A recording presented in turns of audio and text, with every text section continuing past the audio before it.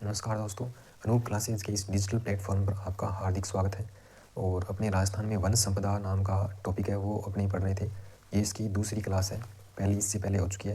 ये दूसरी और तीसरे में अपने इसको पूरा कर देंगे और चौथी वीडियो में इसके प्रश्न कंप्लीट करवा देंगे।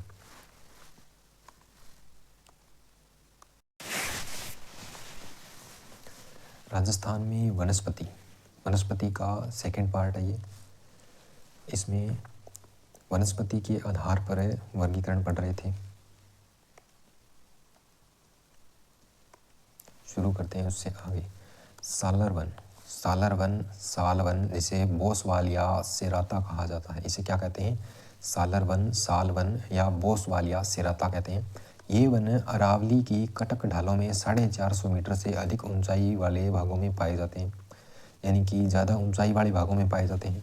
इनका प्रयोग किस में करते हैं? सालर वन है तो उसका प्रयोग किस में करते हैं? सालर वनों की जो लकड़ी है उनका प्रयोग पैकिंग सामग्री, जैसे आम की पेटी वाला लकड़ होता है ना बाहर से, वो जैसे पैकिंग की होती है वैसे पैकिंग सामग्री में, माचिस बनाने में, माचिस की जो तिलियाँ होती है वो बनाने में, और गोंद के निर्माण में सालर वनों का प्रयोग होता है। राजस्थान के कुल वनों के लगभग 6% भाग पर सालर वन है। राजस्थान का जो कुल वन का परसेंटेज है उसका 6% भाग है, उस पर सालर के वृक्ष हैं, सालर वन है। ये वन गोंद का अच्छा स्रोत होता है। सालर वन गोंद का अच्छा स्रोत होते हैं। साल वनों की सर्वाधिक अधिकता उदयपुर में है। सालर वन सर्वाधिक है उदयपुर में, और इसके अलावा सलूम्बर, राजसमंद, चित्तौड़गढ़, सिरोही, अलवर, अजमेर, ब्यावर, पाली और सीकर में भी पाए जाते हैं। सर्वाधिक कहाँ है? उदयपुर में। और गोंद के अच्छे स्रोत हैं और 6% भाग पर सालर के वृक्ष पाए जाते हैं। उसके बाद है ढाक वन या पलाश वन। ढाक वन या पलाश वन या खाकरा कहते हैं जिन्हें। इन्हें लाल सुर्ख रंग के फूल लगते हैं। इनमें क्या है? लाल सुर्ख रंग के फूल लगते हैं, और उन फूलों के कारण ऐसे लगता है कि आग लगी हुई है जंगल में, तो इनको फ्लेम ऑफ द फॉरेस्ट, जंगल की ज्वाला कहते हैं।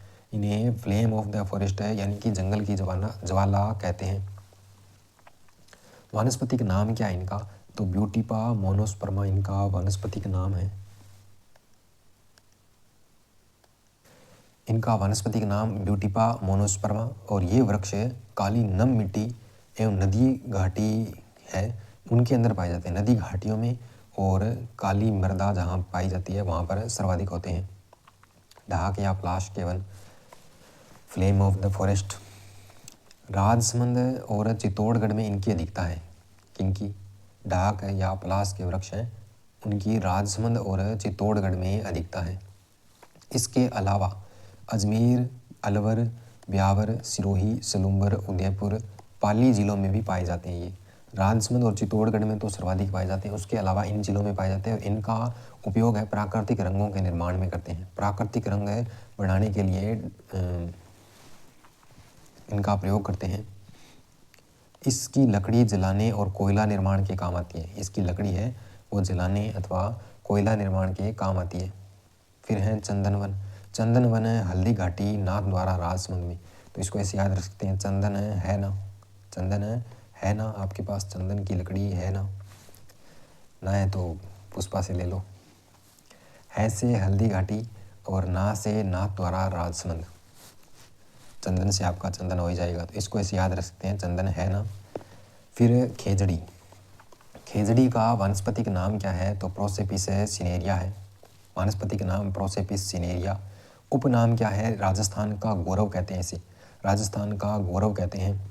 और समी वृक्ष ग्रंथों में कहते हैं जांटी सिमलो, ये राजस्थानी भाषा में कहते हैं कि वो जांटी का पेड़ है, तो वो खेजड़ी के लिए कहा जाता है इसे। राजस्थान का कल्प वृक्ष, थार का कल्प वृक्ष इस खेजड़ी को ही कहते हैं। सिंधी में छोकड़ा कहते हैं इसे, और पंजाबी हरियाणवी में जांटी कहा जाता है। राजस्थानी में भी जांटी और पंजाबी हरियाणवी में भी जांटी। सर्वाधिक खेजड़ी वाला क्षेत्र है, खेजड़ी के वृक्ष वाला क्षेत्र है वो शेखावाटी है। शेखावाटी में सर्वाधिक खेजड़ी के वृक्ष मिल जाते हैं। खेजड़ी के फूल हैं वो मिंजर या निमझर कहते हैं उनको, और पत्तियाँ लूम लूंग कहलाती हैं, पत्तियाँ लूम या लूंग कहलाती हैं। हरा फल है वो सांगरी कहलाता है, और सूखा हुआ खोखा। बहुत खाए हुए हैं ये बचपन में। सूखा फल खोखा कहलाता है, ग्रीष्म ऋतु में लगते हैं। खेजड़ी को सर्वाधिक नुकसान कौन पहुंचा रहा है? पहले तो हमें दूसरे नंबर पर ये कीड़ा है, सेलेस्ट्राना नाम का एक कीड़ा है, और एक कवक भी है, वो इसको नुकसान पहुंचा रहा है, वो गाइकोट्रोमा है। खेजड़ी की पूजा दशहरे पर होती है, यानी कि विजयदशमी के दिन खेजड़ी की पूजा होती है, और खेजड़ी का पूजन शीतला माता के प्रतीक के रूप में किया जाता है। खेजड़ी का पूजन शीतला माता के प्रतीक के रूप में किया जाता है। गोगा लोक देवता गोगा जी और उनके पुत्र केसरिया कुंवर और झुंझार जी का थान है वो खेजड़ी वृक्ष के नीचे होता है। तो ऐसे पूछ ले कि खेजड़ी वृक्ष के नीचे किनका थान होता है, तो एक तो गोगा जी होते हैं उनका, एक उनके पुत्र केसरिया कंवर, और एक हैं झुंझार जी। इन तीनों का थान है वो आपके खेजड़ी वृक्ष के नीचे होते हैं। खेजड़ी परमार और तोमर वंश का आराध्य वृक्ष है। कल बताया था जिसके पीछे रह आएगा ना, उनका आराध्य वृक्ष खेजड़ी होगा। उनका आराध्य वृक्ष क्या होगा? खेजड़ी होगा। तो तोमरों और परमारों का खेजड़ी है। फिर राज्य वृक्ष खेजड़ी को 31 अक्टूबर 1983 को राजस्थान का राज्य वृक्ष घोषित किया गया था। राज्य वृक्ष खेजड़ी को 31 अक्टूबर 1983 को, वृक्ष को कब? 1983 को, और रोहिणी को भी 1983 में किया जाएगा। दोनों वृक्ष हैं वो 1983 में आएंगे। राजस्थान का राज्य वृक्ष घोषित किया गया। राज्य की लगभग 65% भाग, यानी कि 2/3 भाग पर खेजड़ी पाई जाती है। 5 जून 1988 को, 83 में तो इसे राज्य वृक्ष बनाया गया, और जो 83 ऐसे लिखा हुआ है इसको ऐसे कंप्लीट कर दो, ऐसे ये 88 बन जाएगा। और 88 में खेजड़ी वृक्ष पर 60 पैसे की डाक टिकट जारी की गई थी। क्या की गई थी? 60 पैसे की डाक टिकट जारी की गई थी। थार शोभा,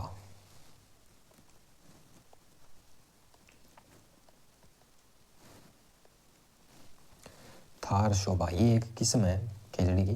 केंद्रीय शुष्क बागवानी संस्थान है बीकानेर। केंद्रीय शुष्क बागवानी संस्थान लिखा हुआ है, ठीक है ना, ये बागवानी ध्यान रखना इसका, आफरी और काजरी के चक्कर में ना आ जाए। बीकानेर के द्वारा विकसित है खेजड़ी की एक कांटे रहित किस्म है। इस खेजड़ी के कांटे नहीं होते, ये बहुत बढ़िया बात है, कांटे नहीं होते। थार शोभा नाम है इसका। ऑपरेशन खेजड़ा, ऑपरेशन खेजड़ा 91 में शुरू हुआ था। ऑपरेशन खेजड़ा 91, ऑपरेशन 91 ऐसे याद रखना आपको, ऑपरेशन 91। खेजड़ी वृक्ष को बचाने हेतु चलाया गया अभियान है ऑपरेशन 91 कहलाता है। ऑपरेशन खेजड़ा कहलाता है, जो 91 में शुरू हुआ था। खेजड़ी वृक्ष को चिपको आंदोलन का प्रणेता माना जाता है। खेजड़ी वृक्ष को चिपको आंदोलन का प्रणेता माना जाता है।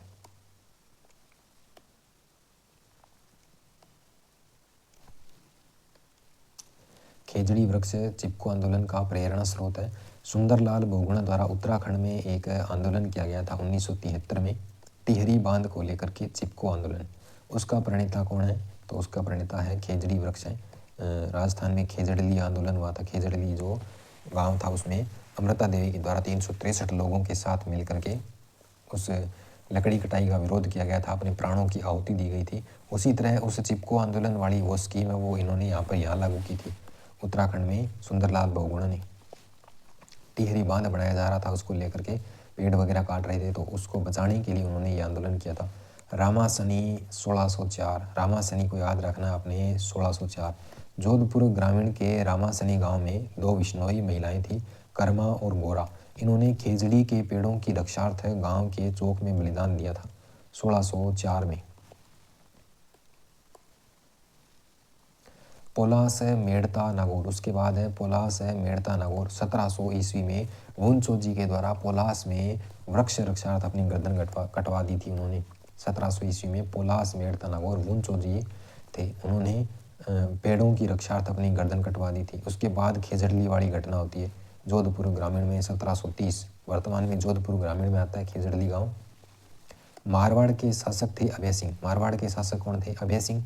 उनके शासनकाल में 28 अगस्त 1730 को भाद्रपद शुक्ल पक्ष की 10वीं को अमृता देवी विश्नोई के नेतृत्व में 363 लोगों ने खेजड़ी वृक्ष को बचाने के लिए पेड़ों से चिपक गए और जोधपुर ग्रामीण के खेजड़ली गांव में अपना बलिदान दिया था उन्होंने। इस घटना के वक्त मारवाड़ के शासक हाकिम थे ना, वो गिरधर दास भंडारी थे, यानी कि उस सेना का नेतृत्व गिरधर दास भंडारी कर रहा था और उसने आदेश दिया था कि साथ में काट दो, जो चिपका हुआ ना उसको वहीं चिपका दो, काट दो उसको। तो ये चीज़ गलत थी, पेड़ों को नहीं काटना चाहिए था। इस आंदोलन में अमृता देवी और उसके पति रामोजी बिश्नोई व उसकी 3 पुत्रियां आसू, भागू और रत्नी ये शहीद हुए थे। खेजड़ली वृक्ष मेला कब लगता है? उनकी याद में खेजड़ली वृक्ष मेला शुरू किया गया था। विश्व का एकमात्र वृक्ष मेला ये खेजड़ली वृक्ष मेला विश्व का एकमात्र वृक्ष मेला है। खेजड़ली में भरता है और भाद्रपद शुक्ल दशमी को प्रतिवर्ष 12 सितंबर 1978 को पहली बार खेजड़ली दिवस मनाया गया। तब से प्रतिवर्ष जोधपुर ग्रामीण के खेजड़ली गांव में खेजड़ली दिवस मनाया जा रहा है। 12 सितंबर को खेजड़ली दिवस 12 सितंबर को खेजड़ली दिवस मनाया जा रहा है भाई। 28 अगस्त 1730 को तो ये हत्याकांड हुआ था एक तरीके से, और 12 सितंबर 1978 को पहली बार खेजड़ली दिवस मनाया गया। खेजड़ली शहीद स्मारक 3 जून 2021 को एक खेजड़ली शहीद स्मारक का लोकार्पण किया था मुख्यमंत्री अशोक गहलोत ने। कब? 3 जून 2021 को। खेजड़ली शहीदी पर्यावरण संस्थान राष्ट्रीय पर्यावरण संस्थान है। खेजड़ली शहीदी राष्ट्रीय पर्यावरण संस्थान यह संस्थान है जोधपुर ग्रामीण जिले की लूणी तहसील के गांव है खेजड़ली कला में स्थित है। इस संस्थान के अध्यक्ष हैं मलखान सिंह बिश्नोई है इसके अध्यक्ष। तो ऐसे पूछ ले कि खेजड़ली शहीदी राष्ट्रीय पर्यावरण संस्थान कहाँ है, तो उसका उत्तर होगा जोधपुर ग्रामीण, उसकी लूणी तहसील, खेजड़ली कला, और उसके अध्यक्ष कौन है? मलखान सिंह बिश्नोई। लोक संत जाम्भोजी ने वृक्ष रक्षार्थ और वन्य जीवों के लिए संदेश दिया था कि वृक्षों को बचाया जाए और वन्य जीव हैं उनकी भी रक्षा की जाए। उसके लिए संदेश दिया। सिर साठे रूख रहे तो भी सस्तो जान, लीला रूखा ने नी धावणो अनि धावो दो प्राण। ये उन्होंने एक पंक्ति कही थी वन्य जीव और वृक्षों की रक्षा के लिए। काकापुरी पेड़ वाले बाबा के नाम से जाने जाते हैं। काकापुरी भिवाड़ी खेरथल तिजारा के रहने वाले थे, उनको पेड़ वाले बाबा के नाम से जानते हैं। भिवाड़ी खेरथल तिजारा के रहने वाले काकापुरी पेड़ों को बचाने के लिए प्रयासरत रहे थे। पेड़ों को बचाने के लिए क्या रहे थे? प्रयासरत रहे थे। खड़ाना साका क्या होता है? खड़ाना साका क्या होता है? बिश्नोई संप्रदाय द्वारा वृक्षों को बचाने के लिए प्राणोत्सर्ग करने की परंपरा खड़ाना कहलाती है। पेड़ों को बचाएंगे, खुद के प्राण दे सकते हैं बिश्नोई जाति पेड़ों को बचाने के लिए। संत राजाराम वृक्षारोपण का संदेश देने वाले संत हैं। भारतीय कृषि अनुसंधान परिषद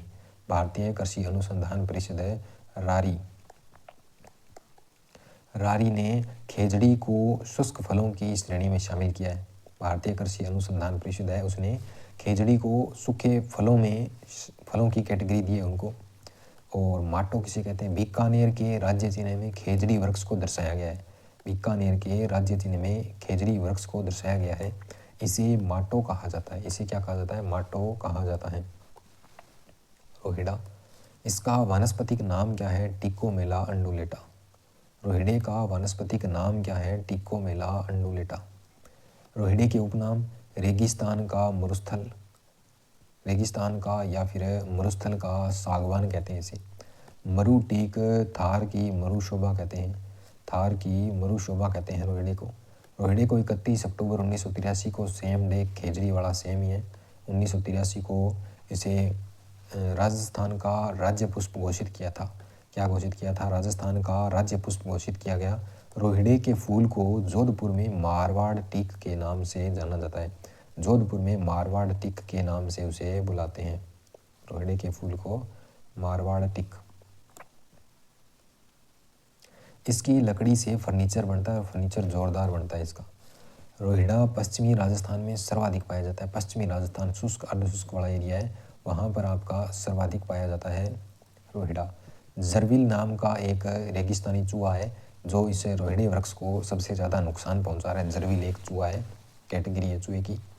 प्रमुख वन उपजें, वन से जो प्राकृतिक उपज हमें प्राप्त होती है उनका वर्णन किया गया इसमें। वनों से मुख्य उपजें, इमारती लकड़ी प्राप्त होती है हमें सागवान के वृक्षों से, सालर के वृक्षों से, रोहिड़ा और शीशम यानी कि ये टाली टाली को शीशम बोलते हैं। फिर रोहिड़ा, सालर और सागवान, इनसे इमारती लकड़ी प्राप्त होती है। और जलाने के लिए लकड़ी प्राप्त होती है वो होती है धोकड़ा वृक्ष से, खेर से, बबूल से, खेजड़ी से। ये वाली लकड़ी है, ये जलाने के काम आती है, ये फर्नीचर के काम नहीं आती ज़्यादा। वनों से गौण उपजे,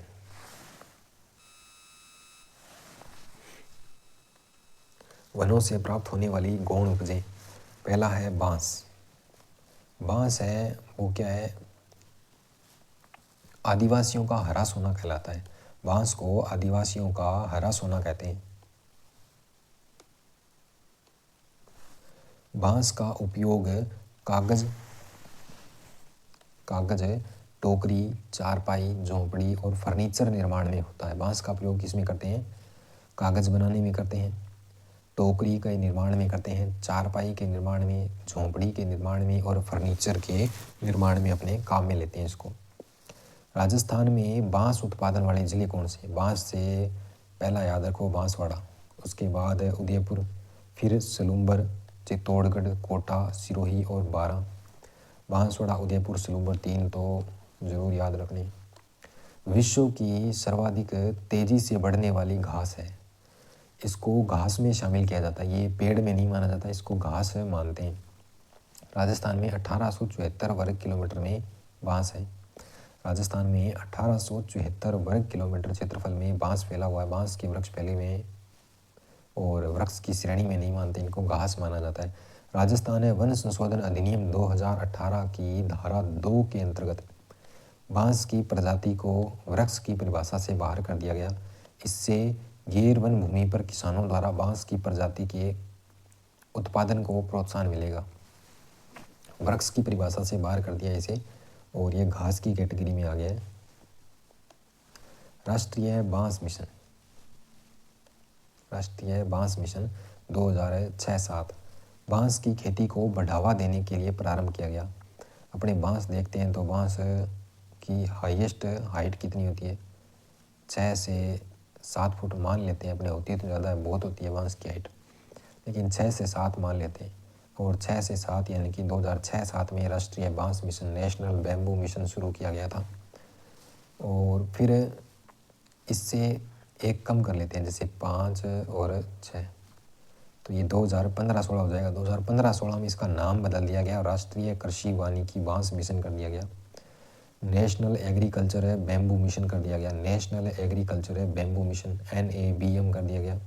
यह योजना 100% भारत सरकार के सहयोग से संचालित है, राज्य इसमें कोई सहयोग नहीं करता, पैसा सारा भारत सरकार देगी, केंद्र देगा।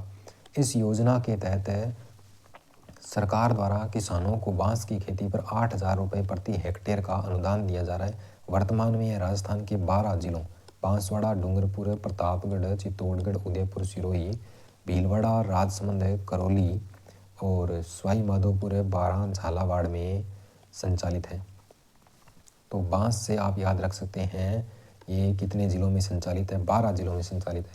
राष्ट्रीय बांस मिशन है कितने ज़िलों में, 12 ज़िलों में संचालित है। बांस की हाईएस्ट हाइट होती है वो 5 से 6 होती है, तो 6 से 7 होती है, तो 2006-07 में इसे शुरू किया गया था।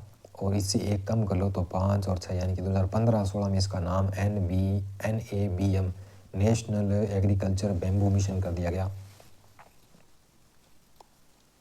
उसके बाद है फोग। फोग एक रेगिस्तानी झाड़ी है। फोग क्या है, एक रेगिस्तान का झाड़ है। इसके फूलों से साग बनाता है, फोगला होता है ना, फोगला, उसको दही में डाल करके बनाते हैं उसको, ये बोल रहा है कि साग बनाया जाता है।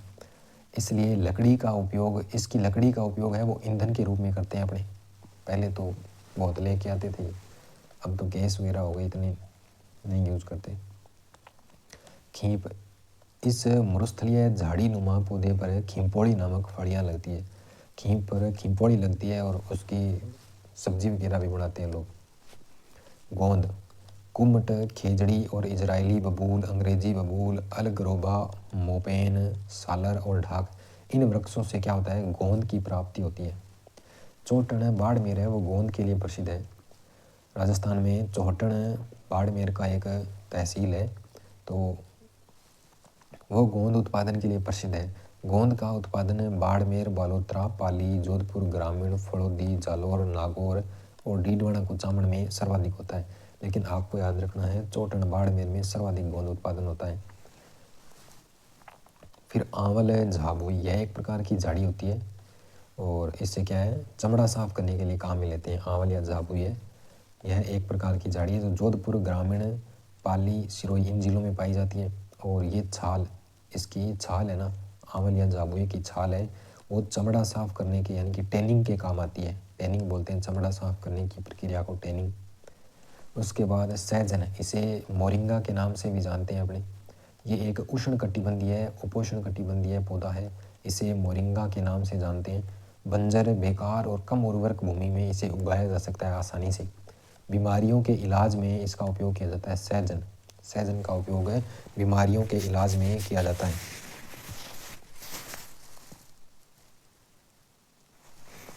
फिर आता है तेंदू, तेंदू की पत्तियाँ। स्थानीय भाषा में तेंदू को क्या बोलते हैं, टीमरू कहते हैं, अपने टीमरू कहते हैं। डाइपर्स मेलेनोजाइलोन बोलते हैं, इसका वानस्पतिक नाम है वो डाइपर्स मेलेनोजाइलोन है। तेंदू वृक्ष से प्राप्त पत्तों से बीड़ी बनाने का काम करते हैं। जो ये बीड़ी आती है ना वो इसे तेंदू के पत्ते से बनती है, उसको गोल गोल करके बना देते हैं भाई। राजस्थान में बीड़ी निर्माण के कारखाने कहाँ पर है, सबसे ज़्यादा आबादी कहाँ पर है, जयपुर। तो जयपुर में बीड़ी निर्माण के कारखाने सबसे ज़्यादा होंगे। उसके बाद अजमेर, उसके बाद है कोटा और फिर है टोंक। मयूर बीड़ी कारखाना, ये नाम आ जाए, मयूर बीड़ी कारखाना कहाँ पर है, गवर्नमेंट है ये गवर्नमेंट है, ये टोंक में है। मयूर बीड़ी कारखाना सरकारी है जो टोंक में है। तेंदू पत्ते का राष्ट्रीयकरण कब किया गया था, 1974 में किया गया था। और राष्ट्रीयकरण के बाद तेंदू पत्ते का व्यापार केवल राज्य सरकार ही कर सकती है, इसका पूर्ण अधिकार हो गया है राजस्थान सरकार का इस पर।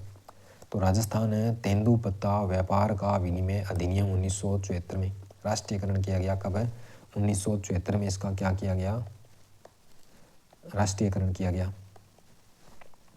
वर्ष 1974 में पारित किया गया और इसका मुख्य उद्देश्य था संग्रहण एजेंसियां जो स्टोरेज करती है ना, स्टोरेज, उन एजेंसियों को क्या कर दिया, समाप्त कर दिया और राज्य सरकार का इस पर पूर्ण नियंत्रण हो गया। राजस्थान में तेंदू के वृक्ष हैं वो झालावाड़, राजस्थान में तेंदू के वृक्ष झालावाड़, बारां, चित्तौड़गढ़, बांसवाड़ा, उदयपुर, सलूम्बर, डूंगरपुर और प्रतापगढ़ यानी कि दक्षिणी और दक्षिणी पूर्वी भाग में तेंदू के वृक्ष पाए जाते हैं। अल्प संख्या में ये वृक्ष बूंदी, सिरोही, भीलवाड़ा, पाली, अलवर और धौलपुर यानी कि पूर्वी भाग और मध्य पूर्वी भाग यहाँ पर पाए जाते हैं। सर्वाधिक दक्षिणी राजस्थान में पाए जाते हैं। राजस्थान में तेंदू पत्ता उत्पादन सर्वाधिक कहाँ पर होता है, तो बांसवाड़ा में होता है। सर्वाधिक तेंदू पत्ते का उत्पादन राजस्थान में बांसवाड़ा में होता है। शहद व मोम, इनका उत्पादन अलवर, भरतपुर, सिरोही, अलवर, भरतपुर, सिरोही में होता है। खेर, खेर का वानस्पतिक नाम है वो अकेसिया कटेचू है, अकेसिया कटेचू। कथोड़ी जनजाति के लोग क्या करते हैं, इसकी तने की छाल व टुकड़ों को उबालकर हांडी प्रणाली से कत्था तैयार करते हैं। खेर वृक्ष से कत्था तैयार कौन करता है, कथोड़ी जनजाति के लोग करते हैं। कौन सी प्रणाली से, हांडी प्रणाली से। सर्वाधिक खेर के वृक्ष उदयपुर, सलूम्बर, चित्तौड़गढ़, बूंदी, झालावाड़ यहाँ पर पाए जाते हैं। और इसके अलावा कोटा, बारां, सवाई माधोपुर इन जिलों में भी पाए जाते हैं। लेकिन सर्वाधिक खेर कथोड़ी जनजाति कहाँ पर है, सर्वाधिक है उदयपुर में है। और उदयपुर में ये सबसे ज़्यादा खेर वृक्ष पाया जाता है। राजस्थान में कत्था का मुख्य उत्पादन उदयपुर, सलूम्बर और चित्तौड़गढ़ में होता है। उसके बाद है बेर। बेर का जो पेड़ होता है ना उसके ऊपर लाख उत्पादन के लिए अपने लेसीफर लखा नाम का एक कीड़ा पाला जाता है। किसके लिए, लाख उत्पादन के लिए एक लेसीफर लखा नाम का एक कीड़ा पाला जाता है। और राजस्थान में लाख का उत्पादन अधिक नहीं है, राजस्थान में लाख का उत्पादन कम है। पश्चिमी राजस्थान में थाई एप्पल नामक बेर की एक किस्म का उत्पादन भी किया जाता है। थाई एप्पल किस्म पश्चिमी राजस्थान में होती है और ये एक बेर की किस्म, ऐसा पूछा जा सकता है कि थाई एप्पल किसकी किस्म है, एप्पल की है या बेर की है, तो उसमें बेर होगा। महुआ, जिसका वानस्पतिक नाम है मधुका लोंगोफोलिया। महुआ को क्या कहते हैं, मधुका लोंगोफोलिया। यह आदिवासियों का कल्प वृक्ष कहलाता है। डूंगरपुर, बांसवाड़ा, सलूम्बर, उदयपुर, चित्तौड़गढ़, सिरोही में सर्वाधिक पाया जाता है। इससे तेल भी बनता है और एक देसी शराब बनती है, उसे अपने मावड़ी या महुड़ी के नाम से जानते हैं। महुआ के फूलों से ये बनाते हैं इसको। भीलों में टोटम प्रथा होती है ना, टोटम प्रथा, उसमें महुआ से जो निर्मित शराब है उसे काम में लेते हैं। आड़ू, इसकी लकड़ी से कठपुतली बनती है, क्योंकि ये आड़ू की लकड़ी है ना वो सबसे हल्की होती है और इससे कठपुतली बनती है। मंगलियावास के कल्प वृक्ष कहाँ पर है? खेजड़ी के वृक्ष हैं, ये पुराने अजमेर में स्थित है। 1000 वर्ष पुराने कल्प वृक्ष हैं, 2 पेड़ हैं और ये खेजड़ी के हैं। यहाँ पर हरियाली अमावस्या को मेला भरता है, मंगलियावास अजमेर। उसके बाद है शहतूत, इस पर रेशम के कीड़े पाले जाते हैं। रेशम एक रेशा होता है, अपने वस्त्र वगैरह बनाते हैं तो वो रेशम है, वो शहतूत के पेड़ से प्राप्त किया जाता है, उसके ऊपर रेशम के कीड़े पाले जाते हैं। अर्जुन वृक्ष है, यह एक औषधीय पौधा है। अर्जुन वृक्ष क्या है? एक औषधीय पौधा है और इसकी छाल आयुर्वेदिक दवाओं के निर्माण में काम आती है। रेशम के कीड़े भी अर्जुन के वृक्ष पर अपने पाल सकते हैं। और झालावाड़, उदयपुर, सलूम्बर, बांसवाड़ा, कोटा में अर्जुन के पेड़ पर की जाने वाली कृत्रिम रेशम की खेती कृत्रिम रेशम की खेती को टसर पद्धति कहा जाता है। उसे क्या कहते हैं? अपने टसर पद्धति कहते हैं। नोट, टसर विकास कार्यक्रम कहाँ चल रहा है? तो उदयपुर, बांसवाड़ा और कोटा में संचालित है। टसर विकास कार्यक्रम कहाँ संचालित है? उदयपुर, बांसवाड़ा और कोटा में संचालित है। अश्वगंधा यह एक औषधीय पौधा है। अश्वगंधा एक औषधीय पौधा है। एक खेत में छोटे छोटे टमाटर से लगे रहते हैं ना, वही होता है अश्वगंधा।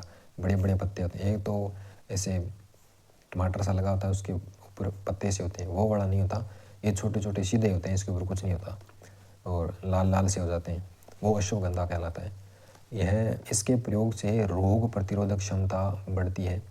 राजस्थान के कोटा संभाग में अश्वगंधा की सर्वाधिक खेती होती है। कोटा संभाग में अश्वगंधा की सर्वाधिक खेती होती है।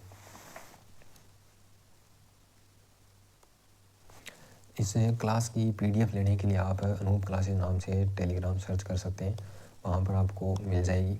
और अगर वीडियो पसंद आए तो आप चैनल को सब्सक्राइब ज़रूर करें सब्सक्राइब ज़रूर करें। चलो आगे शुरू करते हैं।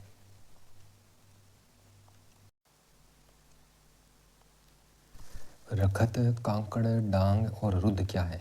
ये वन संरक्षण से संबंधित शब्दावली है। रखत, कांकड़, डांग और रुद्र। डुंची प्याजी क्या है? डुंची प्याजी एक तरीके का खरपतवार है। डुंची प्याजी एक तरीके का खरपतवार है।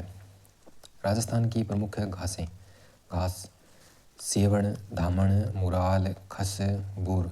खस है और खस जैसे सुगंधित घास है, ये भी। बूर भी सुगंधित घास है। सेवण, धामण, मुराल ये सब है पशुओं के लिए अच्छी होती है और पौष्टिक घास है ये सेवण और धामण।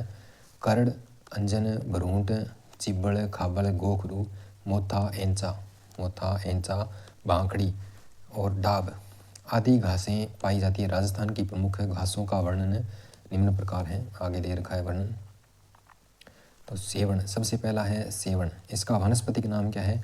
लेसियूरस सिंडिकस। इसका वानस्पतिक नाम है लेसियूरस सिंडिकस है और राजस्थान की सबसे लंबी घास है। इसकी घास की लंबाई काफ़ी होती है। लाठी सीरीज क्षेत्र है ना, उसमें सर्वाधिक पाई जाती है ये। लाठी सीरीज क्षेत्र में सर्वाधिक सेवण पाई जाती है। पश्चिमी राजस्थान की पाई जाने वाली सर्वाधिक स्वादिष्ट और पौष्टिक घास कौन सी है? पश्चिमी राजस्थान में पाई जाने वाली सबसे स्वादिष्ट और पौष्टिक घास कौन सी है? तो वो सेवण है। सेवण को शुष्क क्षेत्र के घासों का राजा कहते हैं। शुष्क क्षेत्र में घासों का राजा सेवण ही है। सेवण घास सर्वाधिक जैसलमेर में होती है। सेवण घास सर्वाधिक कहाँ पर होती है? तो वो जैसलमेर में सर्वाधिक होती है। सेवण घास को काट कर सुखा ली जाती है और स्थानीय भाषा में उसे लिलोण कहते हैं। इसको काट करके सुखा करके बाद में भी काम में लेते हैं। और सेवण घास को गोडावन की शरणस्थली कहा जाता है, क्योंकि इसमें गोडावन है वो अपने अंडे देता है। गोडावन पक्षी अंडे सेवण घास पर ही देता है। उसके बाद है धामण। 2 नंबर घास है वो है धामण। यह पश्चिमी राजस्थान की सूखा सहनशील घास है। सूखे को सहन कर सकती है ये, पानी पुनी की ज़्यादा आवश्यकता नहीं होती। सूखा सहनशील घास है। दुधारू पशुओं के लिए एवं मधुमेह रोग में उपयोगी है। दुधारू पशुओं के लिए उपयोगी है ये और हमें जब मधुमेह रोग हो जाता है तो इस धामण घास को काम में लेते हैं, औषधि बनाते होंगे कोई। धामण घास दुधारू पशुओं के लिए बहुत उपयोगी होता है, तो धामण को आप दुधारू से याद रख सकते हैं, दुधारू धामण। जबकि सेवण घास पशुओं के लिए पौष्टिक होती है। पौष्टिक कौन सी है? सेवण है, और धामण है वो दुधारू पशुओं के लिए उपयोगी है। खस है वो एक सुगंधित घास है। खस है वो क्या है? एक सुगंधित घास है। भरतपुर, डींग, सवाई माधोपुर, करौली, गंगापुर सिटी और टोंक में सर्वाधिक पाई जाती है खस घास। इसके पर्दे बनते हैं, टाट और हाथ पंखे, हाथ वाले पंखे होते हैं ना, जैसे खजूर बड़े होते हैं, वैसे इसके खस के बनते हैं। इससे इत्र और शरबत भी बनता है। इससे सुगंधित इत्र और शरबत बनता है। खस की जड़ों से तेल भी निकाला जाता है। खस की जड़ों से तेल भी निकाला जाता है। उसके बाद है बूर। बूर अपने जैसे ढोकली बनाते हैं ना, उसमें बूर काम में लेते हैं। राजस्थान की सबसे सुगंधित घास है ये, राजस्थान की सबसे सुगंधित घास है, और इसको खुशबूदार तेल भी प्राप्त करते हैं इससे। मुख्यतः डूंगरगढ़, कोलायत, नोखा, बीकानेर, देशनोक, ये मुख्यतः बीकानेर के तहसीलों में और क्षेत्रों में पाई जाती है। फिर सरदार शहर है, चूरू में भी पाई जाती है। तो बीकानेर और चूरू दो मुख्य ज़िले हैं इसके लिए। उसके बाद आता है भ्रूंट। भ्रूंट को सब जानते हैं, चिपक जाता है तो फिर पीछे नहीं छोड़ता है। भ्रूंट ये कांटेदार है। भ्रूंट क्या है? एक कांटेदार घास है। घास के बीज इसके सूखने के बाद छोटे छोटे चुगने वाले कांटे बन जाते हैं और कच्ची अवस्था में पशुओं के चराई के काम आते हैं, लेकिन पकने के बाद तो बहुत तंग करते हैं। ये फसलों के मध्य खरपतवार के रूप में उग जाते हैं, ये खरपतवार के रूप में पाए जाते हैं। और यह घास रेगिस्तानी क्षेत्रों में मृदा क्षरण को रोकने में उपयोगी होती है, क्योंकि इसकी जड़ें बहुत होती है जो मिट्टी को बांध करके रखती है, उसको मृदा क्षरण को रोकने में उपयोगी है भ्रूंट। और मोथा घास, यह घास घना पक्षी विहार भरतपुर में पाई जाती है। कहाँ पर पाई जाती है?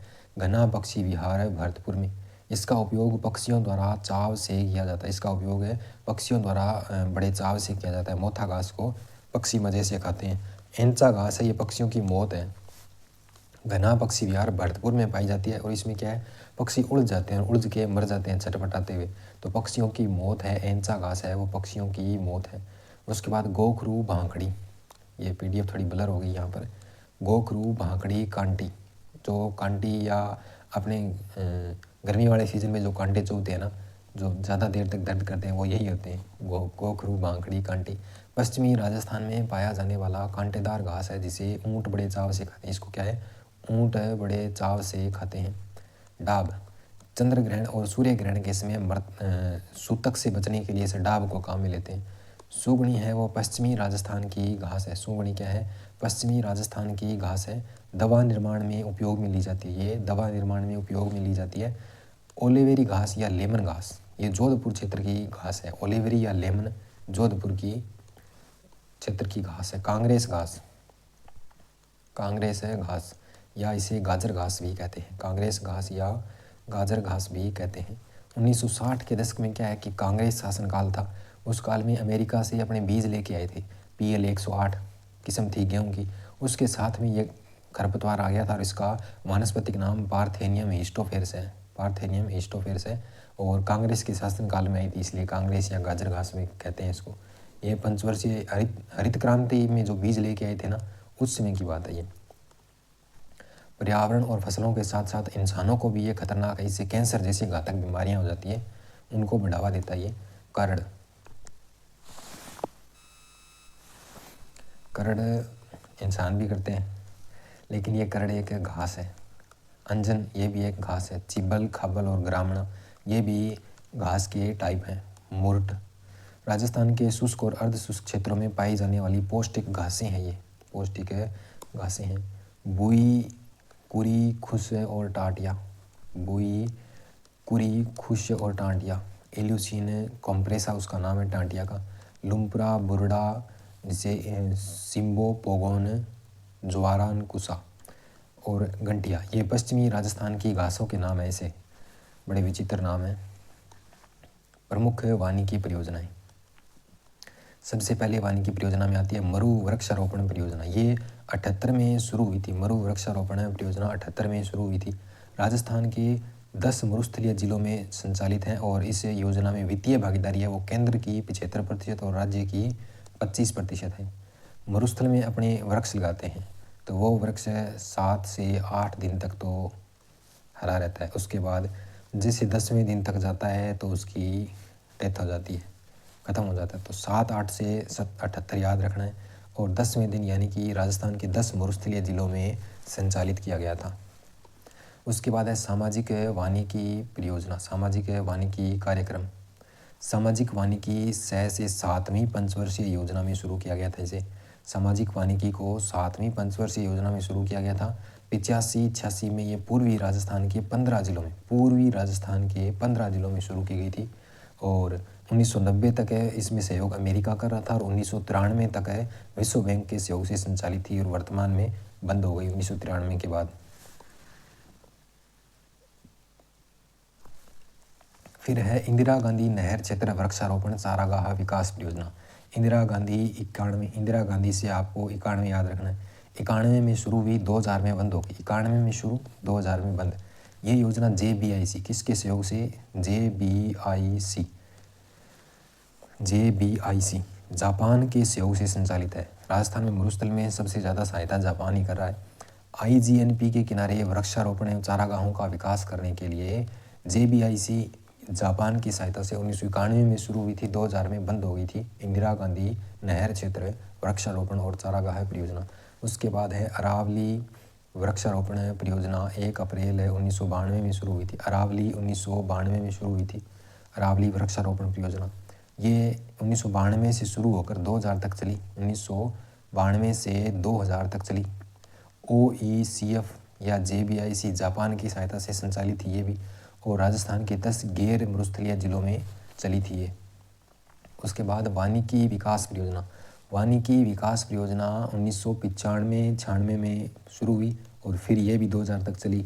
और इसमें राजस्थान के अरावली से पूर्व के 15 गैर मरुस्थलीय जिलों में JBIC जापान, ये भी जापान की सहायता से संचालित थी। उद्देश्य क्या था? मरुस्थल का प्रसार रोकना और जैव विविधता का विकास करना। राजस्थान में वानिकी एवं जैव विविधता परियोजना ये 2 फेज में संचालित हुई थी। पहला फेज चला था 2003 से 2010 तक, दूसरा चला था 2011 से 2023-24 तक पूर्ण होगा, 24 में पूर्ण होगा। JBIC जापान के सहयोग से संचालित थी, ये भी जापान के सहयोग से संचालित थी। और इसकी लागत है, इस परियोजना की कुल लागत है वो 1152.53 करोड़ रुपए है। इसका उद्देश्य क्या था? साझा वन प्रबंधन की प्रक्रिया से एक तो वृक्षारोपण और एक जैव विविधता संरक्षण के कामों को करना, ये इसका मुख्य उद्देश्य था। जिक्का क्या है? जिक्का JICA ये है जापान इंटरनेशनल कॉरपोरेशन एजेंसी, इसका पूरा नाम है। और जापान द्वारा वित्त पोषण के सारे काम इस एजेंसी के माध्यम से किए जाते हैं। नाबार्ड द्वारा वित्त पोषित वृक्षारोपण परियोजना 2012-13 में शुरू हुई थी और 2020 तक 3 चरणों में इस योजना में वृक्षारोपण सहित अन्य कार्य किए गए। 3 चरण थे इसके अलग अलग।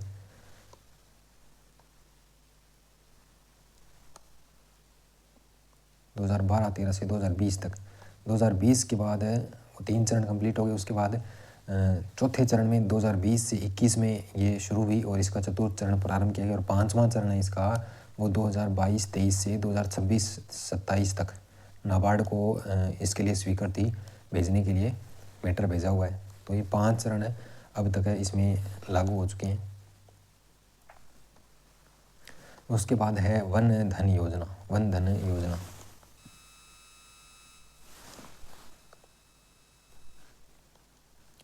वन धन योजना बजट 2015-16 में घोषणा 17 अगस्त 2015 से शुरू की गई थी। ये 17 अगस्त 2015-16 शुरू की गई, तो यही तारीख याद रखनी, 17 अगस्त 2015-16 से शुरू की गई। वन क्षेत्र के निकट रहने वाले लोगों के विकास, उनकी वनों पर निर्भरता है उसको कम करने, रोजगार के उनके लिए उपलब्ध करवाने और वन्य जीव एवं वनों की सुरक्षा के लिए इस योजना की शुरुआत की गई थी। रणथंभौर टाइगर रिजर्व, राष्ट्रीय मरु उद्यान जैसलमेर और माउंट आबू और कुंभलगढ़ वन्य जीव अभयारण्य जवाई कंजर्वेशन रिजर्व में लागू की गई, इन क्षेत्रों में लागू की गई। इस योजना के लिए उभरते राज्य के रूप में राजस्थान को प्रथम पुरस्कार मिला है। इस योजना में उभरते राज्य के रूप में राजस्थान को पहला पुरस्कार मिला है। और योजना का दूसरा चरण 2 अक्टूबर 2021 से शुरू किया गया है। 2 अक्टूबर 2021 से शुरू किया गया, ये थी वन धन योजना। उसके बाद है घर घर औषधि योजना। राजस्थान में औषधीय पौधों की विविधता गुणवत्ता को बढ़ावा देने के लिए राजस्थान सरकार द्वारा इसे 1 अगस्त 2021 से शुरू किया गया। कब? 1 अगस्त 2021 से, 1/8/2021 को, 1 अगस्त 2021। इस योजना के तहत एक तो तुलसी और एक गिलोय और एक काला मेघ और एक अश्वगंधा, ये 4 पौधे 2-2 सेट दिए जाएंगे, यानी कि कुल 8 पौधों की एक किट प्रत्येक परिवार को निःशुल्क दी जा रही है। इस योजना को 2021-22 से 2025-26 तक चलाया जाएगा और इसका नोडल एजेंसी है वो वन विभाग है। ये पूछा जा सकता है नोडल एजेंसी कौन है, तो वन विभाग है। उसके बाद है हरित राजस्थान स्वस्थ राजस्थान। ये भी राजस्थान सरकार ने घर घर औषधि योजना का विस्तार कर नए स्वरूप में लागू करने को मंजूरी दी है। इसमें क्या है कि 5 करोड़ पौधे तैयार किए जाएंगे, 42 करोड़ की लागत से 5 करोड़ पौधे तैयार करेंगे। 1 करोड़ पौधे तो ग्राम पंचायतों को, 1 करोड़ नगरीय क्षेत्रों को और 3 करोड़ पौधे आम जन को उपलब्ध करवाए जाएंगे। इसमें हरित राजस्थान योजना। राजस्थान वानिकी जैव विविधता परियोजना, इसका फेज 2 में 2 नवीन परियोजनाएं प्रारंभ की जाएगी। राजस्थान वानिकी जैव विविधता परियोजना फेज 2 में 2 नवीन परियोजनाएं प्रारंभ की जाएगी। Rajasthan afforestation and biodiversity conservation project RABCP, कुल 1803.42 करोड़ रुपए की लागत वाली यह परियोजना जापान की सहायता से, उसकी आर्थिक सहायता से राजस्थान के 19 जिलों में शुरू की जाएगी। एक परियोजना तो ये थी फेज 2 में, राजस्थान वानिकी जैव विविधता परियोजना की फेज 2 में 2 नई है। उसमें एक तो ये थी आपकी RABCP और दूसरी है RFBDP। इसका पूरा नाम क्या है? Rajasthan forestry and biodiversity development project है, RFBDP। 1693.91 करोड़ की लागत वाली यह परियोजना फ्रांस की आर्थिक सहायता से, अब तक कौन कर रहा था? अब तक तो जिका कर रहा था, जापान कर रहा था, लेकिन ये फ्रांस की सहायता से राजस्थान के 13 जिलों में शुरू की जाएगी। फिर वो 2 योजनाएं अलग है। उसके बाद ये प्रोजेक्ट बोल्ड है, ये उससे अलग है। प्रोजेक्ट बोल्ड क्या है? Bamboo oasis on land in drought. Khadi Gramodyog Aayog KVIC ने सीमा सुरक्षा बल के सहयोग से खादी ग्रामोद्योग और सीमा सुरक्षा बल, इन दोनों ने मिलकर के मरुस्थलीकरण को रोकने और ग्रामीण अर्थव्यवस्था को समर्थन देने के लिए जुलाई 2021 में बोल्ड प्रोजेक्ट लॉन्च किया था। कौन सा प्रोजेक्ट? बोल्ड प्रोजेक्ट लॉन्च किया था। इसके तहत तनोट मंदिर के पास ग्राम पंचायत की 2.5 लाख वर्ग फीट भूमि पर बांस के पौधे लगाए गए हैं। Bamboo oasis on land in drought, इसका नाम भी बोल्ड इसी का शॉर्ट नाम रखा गया। तनोट के पास है 2.5 लाख वर्ग फीट भूमि है, वो खाली पड़ी है, उस पर बांस के पौधे लगाए गए हैं। प्रारंभ इस योजना की शुरुआत 4 जुलाई 2021 को कब की गई? 4 जुलाई 2021 को उदयपुर के निचला मांडवा गांव से की गई थी, निचला मांडवा गांव से। राजस्थान में अन्य योजनाएं, वन से संबंधित अन्य योजनाएं हैं। तो पहली है ग्रामीण वन योजना, 1981 में शुरू हुई थी। ग्रामीण वन योजना 81 में। रूख भायला 85 में। रूख भायला कब हुई थी? 85 में। डूंगरपुर जिले से 7वीं पंचवर्षीय योजना में राजीव गांधी द्वारा उद्घाटन किया गया था। राजीव गांधी द्वारा 1985 में डूंगरपुर जिले से रूख भायला का शाब्दिक अर्थ होता है वृक्ष मित्र, ये बहुत बार पूछा गया है, वृक्ष मित्र। जनता वन योजना 21 मार्च 1996 में राज्य सरकार द्वारा, 21 मार्च 1996 में राज्य सरकार द्वारा। समन्वित ग्रामीण वनीकरण समृद्धि योजना 2001-2 से, इसके तहत राजस्थान के सभी जिलों में वन विकास अभिकरणों का गठन किया गया, समन्वित ग्रामीण वनीकरण समृद्धि योजना के तहत। फिर आता है फार्म वानिकी। फार्म वानिकी क्या है? लोगों और संस्थाओं के सहयोग से वृक्षारोपण को बढ़ावा देने की योजना है फार्म वानिकी। इंडो फूड फॉर वर्क परियोजना, इंडो फूड फॉर वर्क परियोजना आदिवासी जिलों में उदयपुर, बांसवाड़ा, डूंगरपुर, प्रतापगढ़ और चित्तौड़गढ़, इन जिलों में ये चल रही है। वानिकी विकास एवं जनहित कार्य कराने हेतु प्रारंभ की गई योजनाएं। वृक्ष यज्ञ योजना OECF, overseas economic corporation fund Tokyo Japan की सहायता से वानिकी विकास परियोजना के तहत वानिकी विकास के सफल क्रियान्वयन के लिए इसे प्रारंभ किया गया है। फिर है पंचवटी योजना।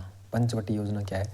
राजस्थान वन विभाग के द्वारा एक तो वट, एक वेल और एक आंवला, एक अशोक और पीपल, ये 5 पेड़ हैं, 5 पौधे हैं, इनको बड़े पैमाने पर लगाने की योजना है, वो पंचवटी योजना है।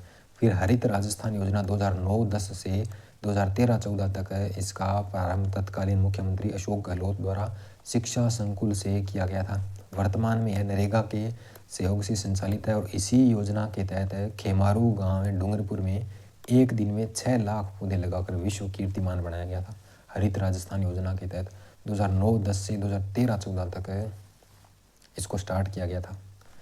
वृक्षारोपण निगरानी ऐप। राजस्थान वन विभाग द्वारा विभागीय वृक्षारोपण कार्यों की निगरानी एवं गुणवत्ता में वृद्धि हेतु तैयार किया गया एक मोबाइल ऐप है वृक्षारोपण निगरानी ऐप। उसके बाद है नगर वन योजना। नगर वन योजना, इस योजना के अंतर्गत राजस्थान के कुल 6 नगर निगमों जयपुर, उदयपुर, कोटा और कोटा उत्तरवाड़ा और कोटा दक्षिण और जोधपुर और अजमेर, इनमें नगर वन विकसित करने का प्रस्ताव भारत सरकार को भेजा गया है। नगर वन विकसित करने का प्रस्ताव भारत सरकार को भेजा गया है। राजस्थान में औषधीय पौधों के संरक्षण हेतु 17 औषधीय पौध संरक्षित क्षेत्र स्थापित किए गए हैं। औषधियों के लिए 17 औषधीय पौध संरक्षित क्षेत्र। फिर कल्पतरु अभियान। विश्व पर्यावरण दिवस 5 जून के अवसर पर ब्रह्मकुमारी संस्थान माउंट आबू सिरोही द्वारा इस अभियान का आयोजन किया गया। इस अभियान के तहत 75 लाख लोगों द्वारा 75 लाख मानवीय उपयोगी प्रजातियों के पौधे लगाए जाएंगे।